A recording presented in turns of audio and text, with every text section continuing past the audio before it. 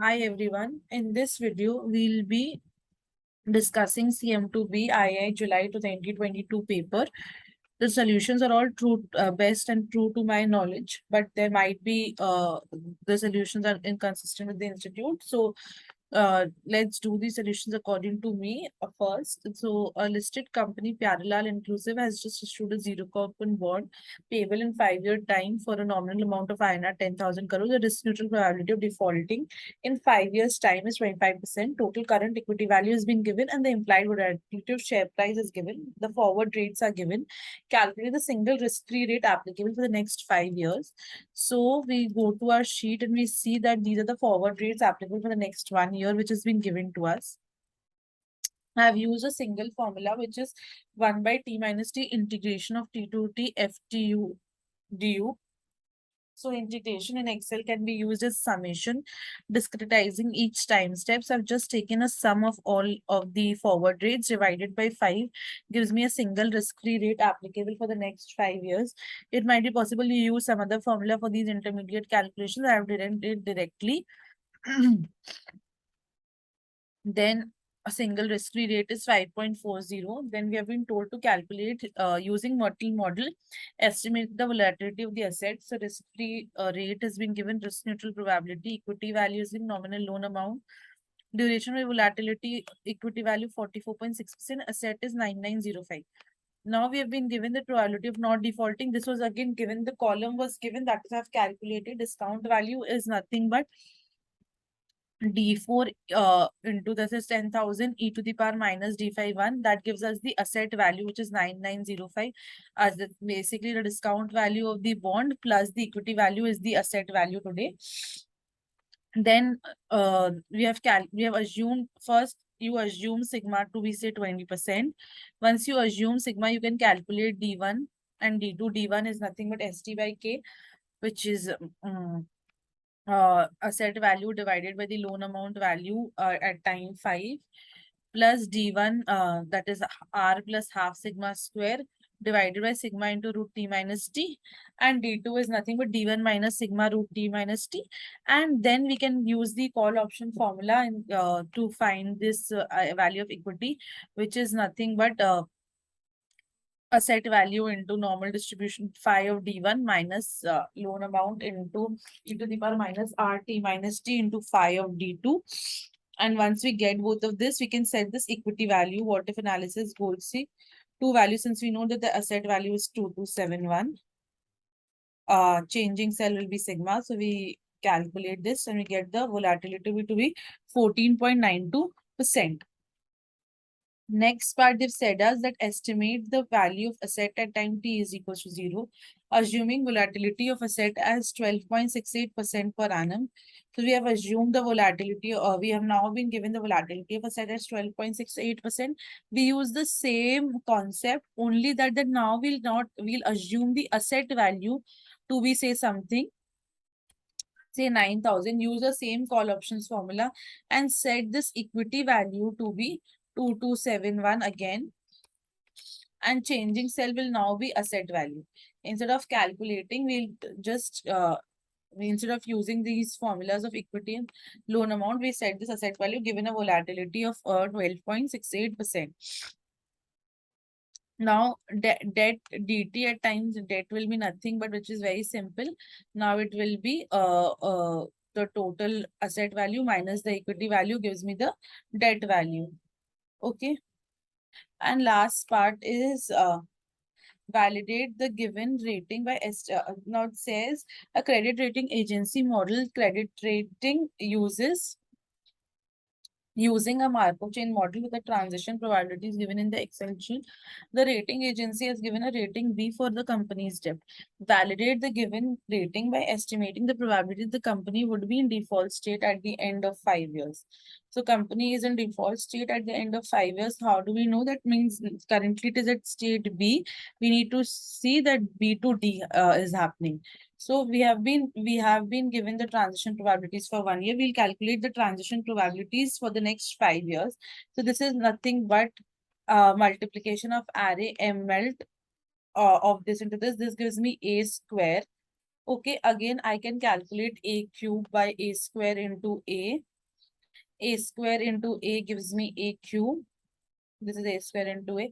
And a cube into a square will give me a to the power 5. A cube into a square will give me a to the power 5, which is 5 years transition probability. I have skipped a4 because you're not required with a4. Now we do see b to d. B to d is the probability is coming 0.249594, which is close to 25%. Hence, the probability of defaulting is correct. Okay, so this rating is correct. So this is for question 1. Next, question 2. A financial institution offers 3 saving plans to its customers. Fixed deposit paying guaranteed interest of 4% per annum. Mutual fund managed passively that tracks at an equity index, and fusion product that gives a guaranteed minimum return of 2.5% plus 75% of any excess return on the index above 2.5%. So if the return on the equity index is 6%, with product C will give a return of 2.5% plus 0.75 into 6%. And they've given the calculation of autism. You have been given a distribution of 1 year on the equity index given in the Excel sheet. An investor Mohit plans to invest rupees 100,000 in each products A, B, C at time t equals to 0 to be withdrawn after 1 year. So after 1 year, these things he uses the utility function of w minus 2 into 10 to the power minus 6 into w square, where w calculate the expected utility of each investment at time t is equals to 1. So data is this. Initial investment is this. So value at time t equals to for FD is nothing but 1 plus 0.04 because 4% is the fixed rate of return. Now all these columns are given to us.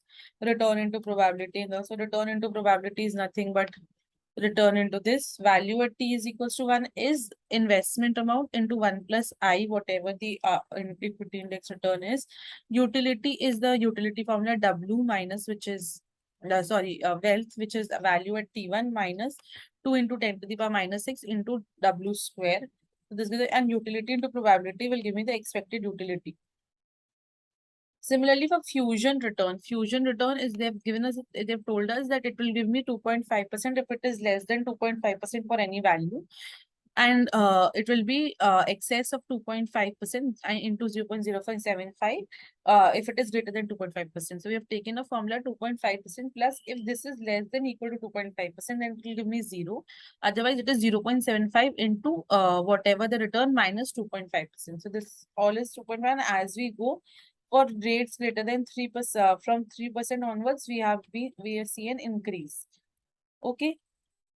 Return into probability will again be the same thing. Then we have the value at t equals to 1, which is investment that is 100,000 into 1 plus I, whatever the return we are getting.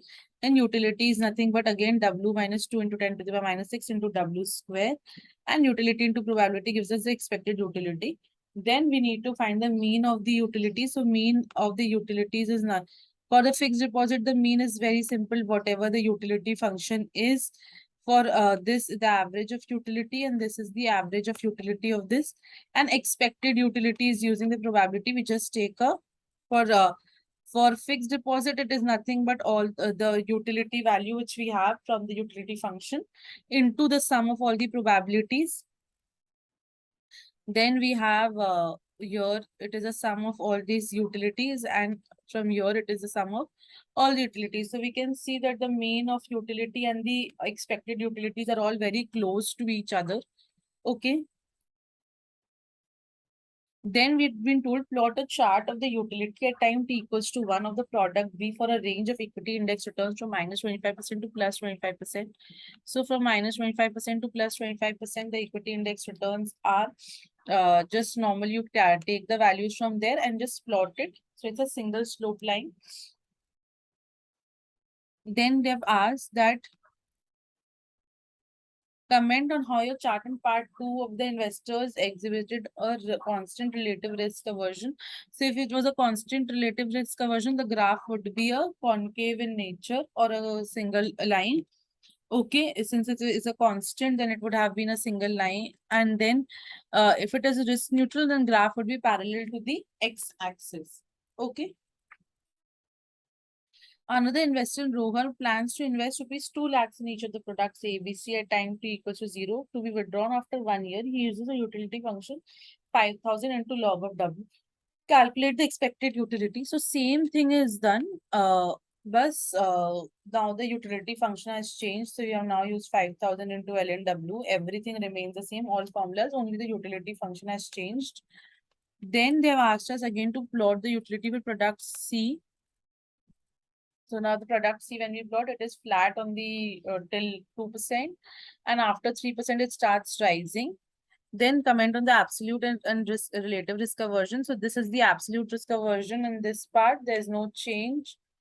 From here, I've not written, but here see from this to this is the absolute, and from here this part it is the relative risk aversion of this product. And as you know, this follows logarithmic curve, so it will exhibit a constant relative risk aversion as well.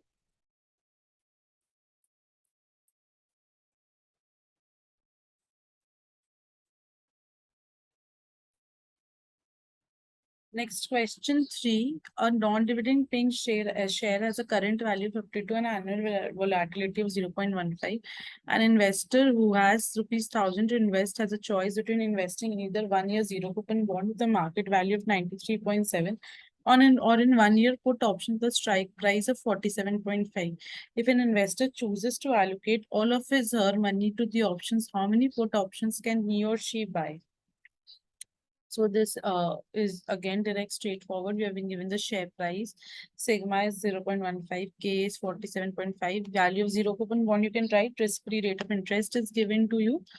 For the risk-free rate of interest, I have used the risk-free rate of interest given in the next part instead of giving, because over here the risk-free rate of interest was not given. So I just took it from the next part. D1 we can calculate as ln of st by k plus r plus half sigma square plus into t minus t divided by sigma into root over t minus t, and then d2 is sigma of d1 minus sigma into t root over t minus t, which is the same. Price of the put option is nothing but k into e to the power minus r t into phi of minus of d2 minus st into phi of minus of d1. This is the price of the put option, and 1000 is the price invested, divided by this price of the put option is the number of put options a person buy. Then the price of ST of a particular share follows geometric work with ZT this. Okay, these all have been written over here. Time denoting in months. A 1 month European call option is available on the share with the strike price of 11.5. The current market price of the share is rupees 10. No dividends are to be paid over the next 6 months. An annualized risk-free rate of interest of 5% is available. Find the expected payoff of the call option.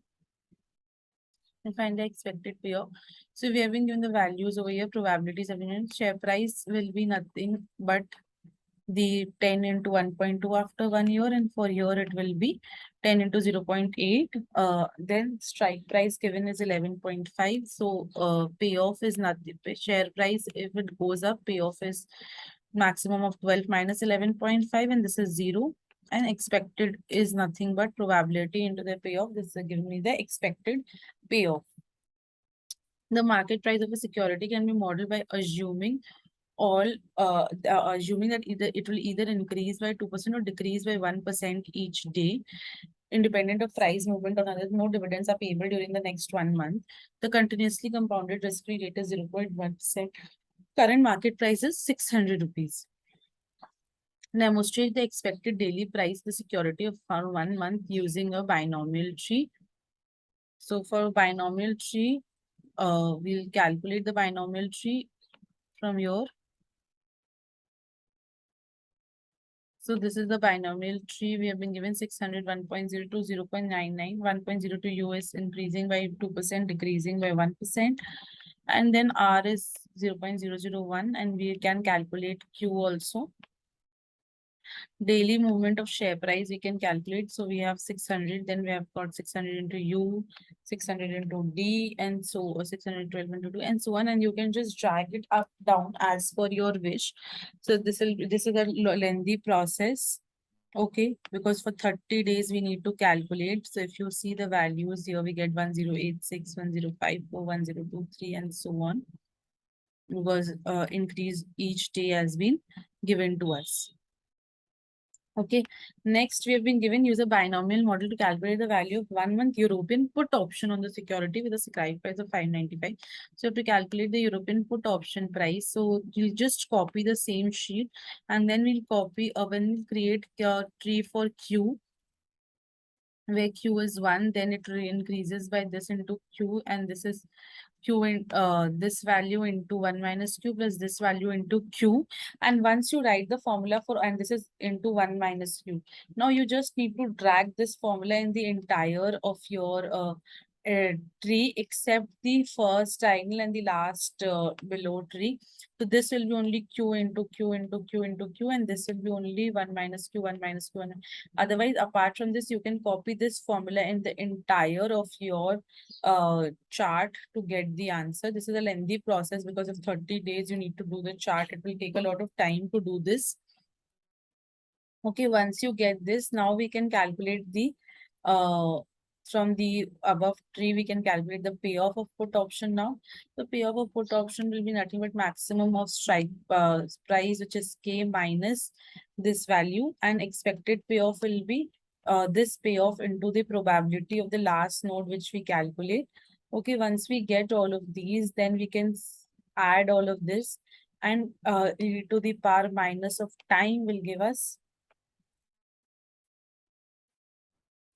minus of R into time is just 1 month. So I've not written 1 into 1 month because the risk-free rate of interest is already given on monthly basis. So we don't need to divide by 12. And this gives us the 9.5368. That is the value of European put option. A little bit lengthy process to do this. Then you have to calculate the value of 1 month American put option on the same security, the same strike price as given in part 4. So American put option, again the tree remains the same, everything remains the same. We do not change the tree. Only thing is we'll now see if the security price is rising over the month. Then we cannot there is no option in exercising the put option because the payoff would be 0, like all these. But if the security price falls during the first month, then payoff will be from exercising. So what we take is strike price minus whatever the value we get in the last month after last day of the month. If it falls, if the security price falls over the entire month, is this value strike price minus 443, we get 151. Now what we'll see under the risk neutral probability, what is the value of holding on to the put option. So that is holding on to the put option. If you see, if we have for all these payoffs, we'll calculate the value. Okay, for all the payoffs, we'll calculate the value to see what is the value of holding on to the put option. So it's again a lengthy process doing a binomial expansion. So basically 14.38 into Q to the power 9 plus this value into Q to the power 9 into 1 minus Q to the power 8. Q to the power 8 into 1 minus Q plus 648 into Q to the power 7 into 1 minus Q square. Basically a binomial expansion. If it is a 2-month tree, we used to take Q into 1 minus Q and so on. So here we'll take these values as our options. And once you get this, we'll check whether this value is greater than or less than the value we have calculated from exercising the option early. Since the value, and this will be discounted obviously. So e to the power minus R I have done. Now, since this value is greater than the payoff, so there's no point in exercising the put option early. In exercising the put option or in exercising the American option. So therefore, the value of the put option for an American put option is also the same. There's no extra value which needs to be added. There's no extra cost which needs to be added on exercising the put option early because here there's no point in exercising it early. Okay, because it's not advantageous on exercising it early, so it remains the same. And for an American call option, which is the next part, American call option is always the same as the European call option. Since we have the European put option price using put call parity, we can find the value of the European American call option as well. Okay, so yes, this is the entire paper. It was a bit lengthy paper comparatively.